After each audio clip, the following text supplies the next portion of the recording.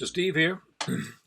I'm going to embark on a subject this week that I'm not really good at, but it's one that I am studying because I need to know how to handle these things too. And it'll be about when we have to grieve. I've been grieving a lot lately, but sometimes I become a little jaded, and I don't want to be. Hebrews 4:15, for we do not have a high priest who cannot sympathize with our weaknesses, but was in all points tempted as we are, yet without sin. Grief is a human emotion. We all share this emotion. There were a lot of Bible characters that showed deep loss and sadness. Job, of course, you know.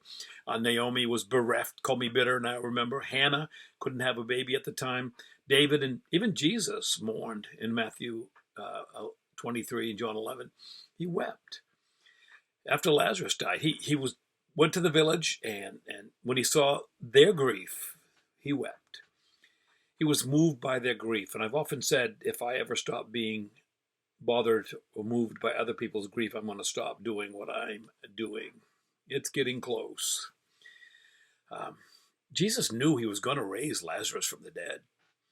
He chose to partake of grief of the situation. He's a high priest who gets it, who can understand and sympathize with our feelings and our weaknesses. I know it's hard for us who deal with it all the time and others to not get, like I said, jaded or hardened. But I must admit, it's hard to enter into my own grief. I find it difficult to accept the finality of a loved one's death, and sometimes it's a process. It's a long, slow uphill climb. Jesus can truly enter into our grief as he has been there himself. It's not just about death, but about the lack of faith of his own people. Can't you hear his plaintive cry in Matthew 23? Oh, Jerusalem, Jerusalem, the one who kills the prophets, who stones the ones who are sent to her. How often I wanted to gather your children together as a hen gathers her chicks, but you are not willing. He knows how to raise the dead, but he still feels the sorrow of those left behind. He knows that the temporal beings that are lost are mourned by those left behind.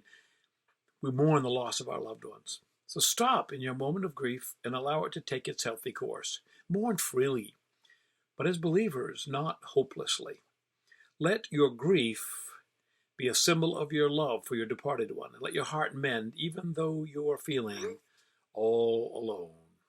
You ponder that, Pastor Steve.